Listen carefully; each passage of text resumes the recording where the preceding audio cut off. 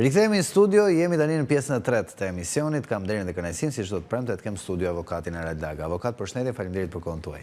Faleminderit juve.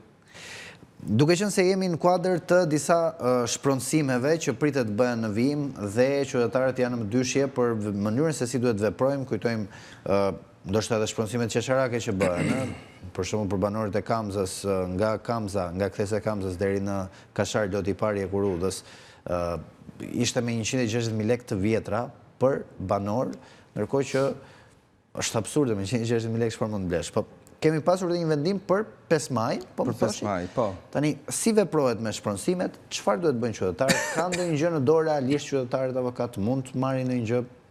Qytetarët në iniciativë? Po, qytetarët kanë goxha instrumenta, por po bëj një parantezë para se dalet e rasti 5 majit. Paranteza është që i gjithë legjislacioni pronësisë, duke filluar me ligjin 7501, me ndryshimet e këtij ligji, me aktet nënligjore, me ligjin për aluiznin, me ndryshimet e ligjit për aluiznin, që u bë ligji 20/2020, ligji për kadastrën, ligji i shpronësimit, janë të gjithë ligje që legjislatori jon ka krijuar një mbivendosje ligjesh në mënyrë që ta bëjë sa më të ngatëruar çështjen e pronësisë, që edhe pronarët të ende rrugëve të gjykatës dhe mos të marrin të drejtën e tyre.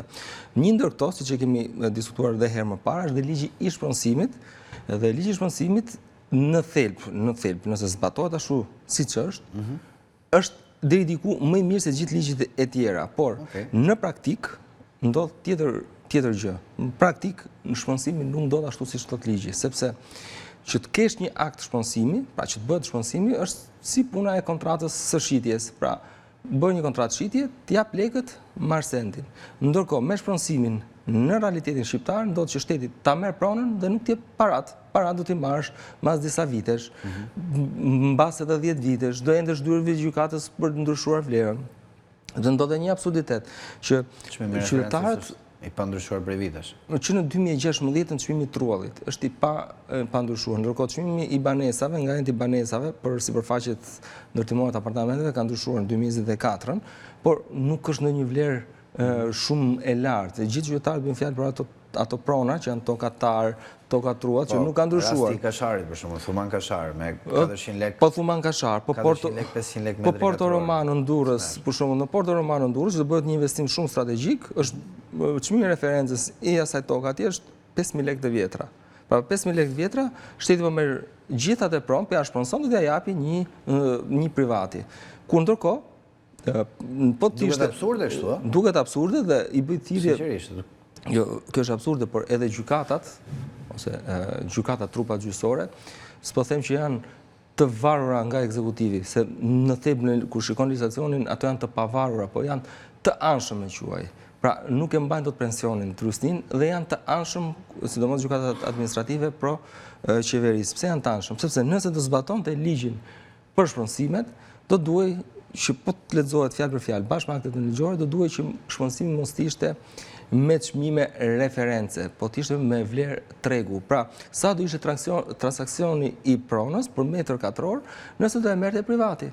A do ishte 5.000 lekë, sot tregun e lirë, apo do ishte për shembull 20.000 lekë, 30.000 lekë, po flasim me lekë të vjetra, apo dhe më shumë. Kjo nuk ndodh. Ligji thotë që duhet bërë, dhe ligji thotë që nuk e merr dot pronën pa kaluar lekët në llogarinë bankare. Ndërkohë që qytetarët nuk marrin as lekët në llogarinë bankare, po i sorollasin nëpër administrata, nëpër komision të posaçëm shpronësimi, nëpër bashki, nëpër ministri, pra të gjithë administratat që kanë, në mënyrë që jo më sjell certifikatën, në mënyrë që këta mos të marrin vlerën. Ndërkohë, ka po të shpronësimet që thotë mos sill certifikatën, aktet e pronësisë. Do të kalojë absurditet, se në momentin që ke një akt shpronësimi dhe qytetarit ja ka vënë emrin, do të thotë që ti e ke njohur pronarët, ti e njeh si pronarët dhe nuk ka çfarë certifikate shpronësimi të t'japë. Akti i shpronësimit, për mendimin tim, dhe siç e kuptoj, është thjesht një kontratë shitje, transaksion. Para, pra këmbet paraja me pasurinë e palujshme. Kthehemi te rasti 5 majit. Sepse që të bëhet shpronësimi, do të thotë duhet të ketë një interes publik. Çfarë ndodhi në rastin e 5 majit? Në rastin e 5 majit, projekt zhvillimi do zhvillonte qyteti, do prishin ndërtesa, si është thjesht projekt zhvillimi, por u prishën ndërtesat e pronarëve, por edhe pallate, me arsyeën se u prekën nga tërmeti. dhe do prisheshin këto dhe ndërtoheshin një projekt i ri. pallate të reja dhe do futeshin pronarët dhe të tjerë. Plus të tjerë. Plus të tjerë.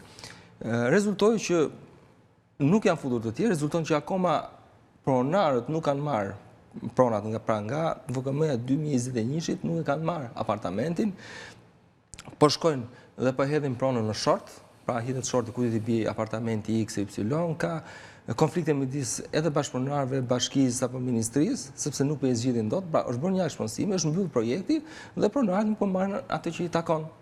Që do të thotë që edhe projekti nëse ishte 6 katësh dhe ti do ta ndërtoje si shtet, si ishte pra je një qeveri që mendon për qytetarët, do ta ndërtosh këtij pronari këtë pronën, do t'ia bësh 3 dhe ke gjetë investitorin, dhe investitori ka marrë atë shpërblimin kundrejt një ndërtese për shembull atyre pallateve 6 katësh, por ti kur e merr 6 katësh dhe bën 12 katësh apo 20 katësh, këto katet sipër i takon pronarëve.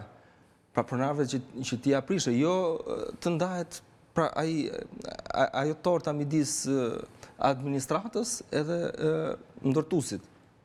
Në tokën e tjetrit. Në tokën e pronarëve. Po çka ka ndodhur? 2 nga qytetarët, që unë i them shpesh që sado e vështirë mund të jetë betejë ligjore, sado mund të jetë me zvarritje procesi gjyqësor, procesi edhe hetimor, mund të ndodhë që të demotivohen njerëzit për shkak sepse gjykatat i rrëzojnë, nuk i pranojnë kërkesat, prokurorit nuk i jetojnë. Me rastin e 5 majit ka ndodhur një, po themi, rast që themi jep një dritë, një fije shpresë, që thot VKM-ja shpensimit 533-shit, kanë qenë 2 qytetarë që kanë bërë një kallëzim penal. Kallëzim penal duke argumentuar që nuk ka interes publik dhe ka dhe shpërdorim fondesh aty. Ishte mbyll nga prokuroria, ishte mbyll nga gjykata dhe tani gjykata e apelit posaçëm e ka kthyer dhe i ka thënë që duhet tetosh, i ka thënë dhe via hetimi, pra edhe drejtimet dhe pikat e hetimit, prokurorisë ku duhet hetoj në lidhje me 5 majin, sepse i ka thënë që e gjithë kjo procedurë shpenzimi është një korrupsion. Është korrupsion shumë i madh dhe ju duhet hetoni. Prandaj them që edhe çdo shpenzim që ndodh, se nuk mund ndodhi shpenzimi pash një tokë aty ta bëj lulishte dhe vendos vetëm një karrige aty dhe ja merr pronarit, kur ajo që ti do shpenzosh është më e madhe se ajo që ti do të bësh. Prandaj ka një studim fizibiliteti, ka një kosto, do bëhet fatura, duhem parë të gjithë elementet. Gjykata administrative është ajo që mund të ndalojë, për shembull, mund të logjikojë edhe mund të dalin. Po gjykata, ligji ka një, prandaj thash që gjyqtarët. Si bëre thirrje në fillim, ndaj. Jo, thashë gjyqtarët duhet dalin pak të lexojnë ligjin dhe duhet të jenë pak më të guximshëm dhe jo të anshëm. Duhet të jenë ta lexojnë ligjin ftohtë fare. Ligji i shpenzimit ka një dispozitë dhe në dispozitën e saj thuhet që shpenzimi nuk ndalohet. Pra këto e marrin fjalën fjalë për fjalë, mot a mot, që nuk ndalohet dhe ka vendim shpenzimi, ti vjen këtu vetëm për vlerën. Në fakt nuk është kështu. Po të lexohet më poshtë ligji, është neni 16, 21 dhe 24 i ligjit për shpenzimin, që thotë që nëse nuk realizon jep disa kushte. Pra gjykata është ajo që verifikon. A ka shpenzim për interes publik? Pra duhet të shikojë interesin. A shkaluar vlera? A ka filluar shpenzimi brenda 3 muajve? A ka kaluar vlera brenda 3 muajve e shpenzimit? Nëse këto kushte nuk plotësohen, shpenzimi shpallet i pavlefshëm. Dhe kur ja paraqit gjykatës administrative këto fakte, lexojnë dispozitën më sipër, nuk argumentojnë, nuk merren fare të argumentojnë këto dispozita që tash, por merren që shpenzimi nuk ndalohet dhe hajde vetëm për vlerën, vetëm kaq. Dhe kjo është absurde, sepse ligji i shpenzimit e ka të qartë. Prandaj thashë, nëse zbatohet ligji, është i mirë, nuk është ndër gjithë këto ligjet e pronës, është si themi ligji pak më i mirë. Unë do isha për një ligj akoma më të mirë dhe më të fortë shpenzimesh, që përcaktojë qartë fare, sepse këtu më mirë është ta bësh me 2-3 nene që thosh, nëse shpenzohesh me vlerë tregu dhe vlera tregut përcaktohet nga agjencitë imobiliare që ti do shikosh dhe mbaroj. Dhe ta shkruash që nëse nuk kalohet vlera e shpenzimit brenda kaq ditëve, nuk fillon shpenzimi. Jo të shkruash dhe një fjali pastaj që shpenzimi nuk ndalohet. Jo, më ka bërë përshtypje avokat në një prej vendeve tona fshinje, nuk e di, tregonin si historik në një prej qyteteve ku ka dhe shumë shqiptar, që bëj rruga, një ndërtim lidhse midis 2 qytetesh, dhe ishte rruga e prerë në mes, dhe futej domethënë kthej, kishte një kthesë fortë, thash, i pyeta ata shoqëruesit shqiptar që kishin, po pse është ndërprerë kjo rrugë këtu në mes, domethënë, kur duket shumë pranë edhe pjesa tjetër, do i bie rreth e rrotu. Tha, zotëria që ka pronën këtu, nuk ra dakord që ta japi, nuk ra dakord për vlerën e pronës dhe bllokoi projektin. Nuk e di domethënë, më duk sa e mira që dhe absurde, se një individ që blokon një projekt madhor që lidh dy qytete, por nga ana tjetër, edhe aq e mirë që prona jote është aq e shtrenjtë dhe aq e shenjtë që nuk ka burr nëne që ta marrë edhe që të hyjë të. Domethënë, prandaj këto realitetet tona më duken shumë të çuditshme. Po, ky rast, po t'ishe në Shqipëri, t'ishe sigur që po t'ishe publikuar në këto rrjete sociale, t'ishe bërë shumë virale dhe gjithë ishe marrë me qytetarin që pse ka bllokuar rrugën dhe nuk e ka lejuar projektin. Ndërkohë, kur i bie rasti personal, atëherë thënë që jo pse ma mori pronën, pse ka lënë rruga. Ndërkohë, prona, siç e the, është e shenjtë, është shumë e shenjtë. Pra një shtet që të funksionojë, ka pronën si bazë, ka drejtësinë, ka dhe Zotin që t'jetë. Pra këto treja janë Zoti dhe familja, këto treja janë, nuk ka të tjerë. Pra prona është shumë e shenjtë. Ne kemi abuzuar me pronën, kemi abuzuar edhe me besimin, me Zotin, në kohën e diktaturës, që jemi shteti i parë në botë ateist. Ateist, po, dhe se lej kemi tani. Edhe me familjen tani po abuzojmë, po fusim edhe ligjin për shumë gjinit, edhe jemi drejt Europës. E qartë. Shumë faleminderit për shpjegimet, avokat. Unë kam 2 pyetje paraprake, para se të marrin telefonatët e qytetarëve. Më herët morën 2 persona, njëri prej tyre më pyeti, kush është pronari i vërtet i pronës? Ai që e ka me dokumenta apo ai që e ka me azhurnim? Nuk e kuptoj. Ai me dokumenta apo ai me përditësim? Sepse tha, unë kam dokumentat, tjetri ka azhurnimin, tha. Unë e kam me ligj, po më thoshte, dhe tjetri ka me azhurnim. Kujt i takon? Atëherë, parimi është, prona i takon atit që e ka titullin e pronësisë më përpara në kohë. Pra ai që ka fituar origjimin, nuk e di çfarë quhen azhurnim personi, por nëse ti ke përfituar pronën në mënyrë të lishme, supozojmë në vitin 2000 dhe personi tjetër ka fituar në 2001-shin, ti je pronari që ka fituar në 2000-shin. Çdo veprim më pasur për pronën, për kalim pronësie është i pavlefshëm nëse nuk është dhënë pra pëlqimi nga pronari. Nuk e di pjesën e azhurnimit që thot personi apo pjesën e certifikatit që thot personi, se janë dy gjëra që nuk kuptohen, por puna është nëse qytetari që pretendon që e ka me certifikat pronësie, certifikata pronësisë është e më hershme në kohë, e ka fituar pronësinë më përpara në kohë, sesa këtij që ka përditësuar më vonë, ky është pronari. Por nëse ka ndodhur pastaj këto mbivendosjet e ligjit që dikush e ka fituar me ligjin 7501 dhe pastaj ja ka vendosur Agjencia e Trajtimit Pronës dhe pastaj ja ka vendosur dhe legalizimi, atëherë këtu pastaj është ajo çorba që nuk e zgjidhim dot, është shumë e vështirë për të zgjidhur, se janë 3 institucione ndryshme shtetërore që bëjnë mbivendosje pronash dhe ai ta zgjidhësh pastaj. Në qartë. Dhe pyetja tjetër, një zotëri tjetër që më pyeti më herët, sipas ti kishte pronën e tij të marrë me 7501-shin, e pyeta nëse ka certifikat pronësie, pra jo vetëm AMTP dhe tha po, e kam regjistruar, dhe tha, e shfrytëzon dikush tjetër, më ka prerë 401 linjë.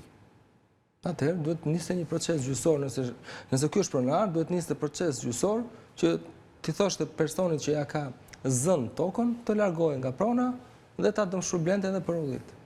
Nisë proces gjyqësor, se ndryshe nuk mund të iki. Duhet bëj si duhet veproj. Proces gjyqësor civil, por nëse në kohën që ka konstatuar mund të bënte edhe një proces penal për quhet pushtim të pronës. Mund të bënte procesin gjyqësor penal që të ndiqte prokuroria, personi përkatës nëse ja ka zënë pronën me pa të drejtë, por mund të ndiqte edhe procesin civil që kërkonte të dëmshpërblim pastaj. Ka dy, edhe penal dhe civil. Faleminderit avokat. Ne do të presim telefonatat në studio tani, numrin e telefonit e keni të hapur. Mirëmëngjes, përshëndetje. Nëse mundesh avokat të vendosësh kufin, ke një kufje mbrapa. Me gjithë respektin që kam me fjalë. Ja vetëm një sekond, lutem. Po. Urdhë, po. Derisa të flas lidhur me problemin e pronës shumë bukur i trajtoi avokati. Më dëgjon? Po. Kam një pronë të regjistruar. Po. Që përpara 44-s. Pastaj ka bërë prap babai ka bërë një gjyq fakti që ka dhënë certifikat tjetër prap. Më që regjistrohet prona në mënyrë të befatësishme në vitin 2011, pa vendim gjykate, pa gjë në fakt. Dhe kjo pronë nuk trajtohet fare, megjithëse ka bërë disa procese gjyqësore, dhe më thonë të zyra SHK sot është trajtuar tashi ndryshe kjo pronë, por si mund të tjetërsot prona pa një vendim gjykata, pa një kontratë shitblerje, nuk e di, vetëm këtu në Shqipëri ndodh kjo punë, zoti avokat. Më dëgjon, do janë probleme që unë mund t'ja vë, që gjithë dokumentacionin mund t'ja vë në dispozicion t'ja bia aty studio. Jo, nuk e vend dyshim këtë që thonë. Me fjalë, kam kaq vite që sorrollaten në përdyrë të katastrave, në përdyrë të hipoteka, në përdyrë të gjykatave dhe nuk e di tash. Thot tash miqi ma ka regjistru pronën thot. Po përdor thot tash bëj një gjyq thot, merr vendim gjykatës që të regjistrohet prona. Atë me çfarë? Po me çfarë vendimi gjykatës ma ka regjistru pronën? Me çfarë shkaku? Atë kam tjetërsu pronën. Dhe nëse do ta kisha shit, ka të drejtë. Me çfarë shkaku ju ka regjistruar? Me çfarë shkaku ju ka regjistruar pronën? Këtu injorojnë pronarët, tallen me pronarët, këtu pronat janë pasigurta, këtu jeta është pasigurt. Çdo gjë është pasigurt këtu në Shqipëri. Këtu të dhunojnë, të poshtrojnë.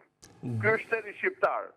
Jo, këtu di dakord me Klevinin, nuk është shteti shqiptar, për janë qeveri. Kemi një kryeministër që është komplet antikapate, ke parasysh është me veta mendore. Si mund ta kishte pas në dorë të shtetit, drejtimin e shtetit, një njeri me veta mendore nuk do ta kishte shkatruar kaq shumë.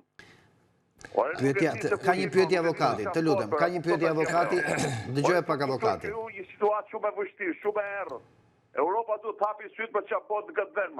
A mund na ndjosh pak? Problemi që të bombardohet deri po tu shkatërron institucionet, shkatërron dokumentat, shkatërron të gjithë, injorohen institucionet komplet. Injorohen dokumentacion. Ka një pyetje avokati. Dokumentat fare këtu. Tu nuk ka vlerë as pasaportë as gjë. Ka një pyetje, më dëgjon, na dëgjon? A na dëgjon ti neve? Ky është realiteti shqiptar, nuk do t'ja di njëri fare. I lutem Amerikës dhe Europës të ndërhyjë. Ço po veprojmë, kemi sa nuk e di, kemi një kryeministër që del me atletë të bardha. E qartë zotri, të faleminderit për telefonatën, me sa duket nuk na dëgjon. Shqetësimet e tij janë plotësisht të drejta, por puna është që unë mendoj që përgjegjësinë e kemi edhe ne si qytetar, pavarësisht se kemi shumë oferta politike, por edhe kur vijnë ato oferta politike, ne nuk i votojmë, por votojmë për inat Saliut apo për inat Tedit. Pra, votojmë për inat edhe përfundimi për inat Saliut dhe Tedit na ka çuar në këtë konflikt pronash. Sepse ka plot alternativa të reja që qytetarët mundet të zgjidhin një alternativë që të zgjidhin çështjen e pronave, çështjet për shembull të kryejmë ca që ankohen edhe për çerdhet, për pensionet, ka plot alternativa. Por faji është i joni që votojmë po të njëjtët. Në qartë. Mirë, presim i tjetër telefonat, mirëmëngjes, përshëndetje. Përshëndetje. Po, zonjë. Jam shumë interesuar edhe për këtë temën që keni ngritur dhe keni bërë shumë mirë dhe duhet sa më shpesh, jo për ditë, po të pakën sa më shpesh. Jam një qytetare nga Tirana. Po. Kam pronat e mia të trashëguar nga gjyshi tim që në vitin 1915 deri në 39 që hyri Italia. Po, okej. I ndodhen në Korçë. I kam me dokumenta originale që nga viti i kam djerë nga arkivi shtetit në Lundër, e kupton avokati, që janë konfiskuar nga Enver Hoxha, të regjistruara që në kone Zogut, edhe vetë Enver Hoxha, i ka prek, i ka regjistruar ashtu si që kanë qënë. Erdhen këta demokratët e zgjuar, hajdutët e zgjuar, dhe na i morën, sidomos Sali Berisha me ligji 7501 na shkatrovi neve dhe ja u dha hajdutëve. Pse ja u dha hajdutëve? Se kërkonte votat 92, 95, 97, 98 dhe ja u dha me 7501 na shkatrovi Sali Berisha dhe shkatrovi. Po seri pak, ligji 7501 që nuk e di sa ndjenie, por ligji 7501 është firmosur nga kryeministër Fatos Nano me votat e Partisë Demokratike. Pra ka qenë projekt ligji sjell nga Fatos Nano. Që ta dish si shu. Dhe unë ju thash që pronat, unë ju thash që çështën e pronësive, të lutem, unë ju thash që çështën e pronësive e të gjithë pronave këtu, është çështje që i kanë bërë nga tresën dhe këtë çorbën e madhe të gjithë partitë që kanë ardhur në pushtet. Nuk është thjesht faji i Saliut, apo thjesht faji i Fatosit, apo thjesht faji i Edit. Janë të gjithë partitë bashkë që nuk duan që ju të merrni pronat dhe pronarit të gëzoj pronën, që t'jesh e qartë për këtë pjesë. Zoti avokat, se mbarova. Dhe unë tash me pronat e mia jam në proces gjyqësor prej Sali Berishës me 1751 të argumentoj unë këtë 1751 dhe kam qenë prezent kur ka shkuar Sali Berisha Terra Mizalia. Pasaj me ministrin Yli Bufi, se s'po zgjat shumë që mos t'ju bonoj. Kush është problemi pra? pra? I di shumë i këto gjëra. Okej, më thuj problemin. Që t'ju jap një zgjidhje nëse doni. Po, e treta tash. Unë jam në proces gjyqësor, kam 20 vjet me pronën time, me dokumentat të arkivit, me komisionin e krimit të pronave, me dokumenta dhe Bukur, po 12 vjet kanë qeveria aktuale, 12 vjet. Nuk më intereson mua a qeveria aktuale apo qeveria e kaluar. Më fal një minutë, zoti avokat. Dhe jam në proces gjyqësor, kam 5 vjet jam në apel, kam 5 vjet ashtu. Reforma drejtësi. Në apelin e Tiranës te rruga e Elbasanit. Po, e dim. Dhe një minutë, sa është ligji që të zgjati apelit 5 vjet, apo një ditë e 2 vjet? Të përgjigjetua dhe do flas pra. Po, ligji është deri në 2 vite. Bravo. Unë kam 5 vjet e 7 muaj. E di. Po nuk je vetëm, ka qytetarë sot që në gjykatën e apelit kanë çështje të vitit 2016 e 2017 të regjistruar në gjykatën e apelit të jurisdiksionit përgjithshëm. Po mua nuk më intereson të tjerë, më intereson vetja time, zoti avokat. Po jo, Unë kam 5 vjet e 7 muaj dhe jam e smur, jam 75 vjet. Ku do t'i marr kur të vdes? Këtë përgjigje. Ju keni të drejtë, zgjidhjen nuk ja japun, zgjidhjen siç ja thash edhe. Jo, si është rregulli, Po pra, rregulli është deri në 2 vite, por për shkak të reformës në drejtësi që qytetarët e donin ai shumë, që unë kam qenë kundër kësaj reforme në drejtësi, kjo është reforma në drejtësi që kërkuan qytetarët që çështja të rrimë nga 10 vite, 15 vite të vendoset atje, sepse politika kishte interes të kapte drejtësinë. Nuk është përgjigja e qytetarët, po është e qeverisë që i hoqi apelet e rrethave dhe i sovin Tiranë. Këtë po të them, pra, qeveria i hoqi, këtë po të them. Pra pa qeveria e bëj këtë punë, nuk e bëni populli, nuk e zgjoni populli që apeli Korçës të vinë në Tiranë, i Sarandës e i Gjirokastër, zoti avokat. Do falni minutë. Po populli zgjedh qeverinë, qeveria është deleguar nga populli, po tash po shkojmë diskutim shumë jo teknik, ligjor. Populli po i ka vjedhur votat vetë qeveria. Më fal tash mos të hyjmë në të pena. Bëj zonja ndonjë gjë për të shpejtuar procesin. Të vetme, unë besoj që zonja e ka bërë, se ka kaq 5 vite, 6 vite, por të vetmin instrument ligjor që njeh ligji është që kërkesa për bëj një kërkesë për shpejtim procedurës, duke qenë që afatin maksimal është dhënë. Është që e ka bërë se e di. Dhe qytetarët ja rrëzojnë. Dhe gjyqtarët ja rrëzojnë. Tani, kjo është reforma. është pas zgjidhje. Vetëm zgjidhja është që këtu duhet që qytetarët kur të vinë një alternativë e re politike, e mirë politike, ta votojnë që realisht të zgjidhë problemet të tyre njerëzve, të zgjidhë sistemin drejtësi, të zgjidhë çështjen e pronave, të zgjidhë arsimin, se ka plot institucione që nuk funksionojnë. Kjo është drejtësia tani. Kjo është drejtësia. Faleminderit avokat për shpjegimin, faleminderit zonjës, presim në një tjetër telefonat. Përpiqemi të jemi sa më të shkurt. Mirëmëngjes, përshëndetje. Përshëndetje. Po, zotëri. Kam një pyetje për avokatin. Po. Në kohën e privatizimit, në 394, kam privatizuar një objekt me 2004 metro tokë. Po. Gjatë kohës që ishte ish pronari, pyetësh ish pronari, pastaj në rast se nuk merrte ish pronari e mirë punonjësi që ishte brenda, që punonte. Gjatë gjithë kësaj kohe, pronari mori një objekt me një dylym tokë dhe la objektin tjetër se nuk e ngrinte dot.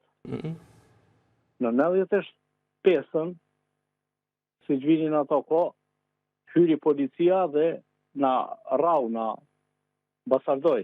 Dhe gjatë kohës që hyri policia, këta kishin edhe misi në 95-ën në atë kohë.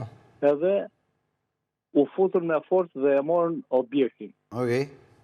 Gjatë gjithë kohës që ashtu vete në AKP, komplet dosjen e kanë ngrisur dhe bloku themeltar ishe i regjistruar.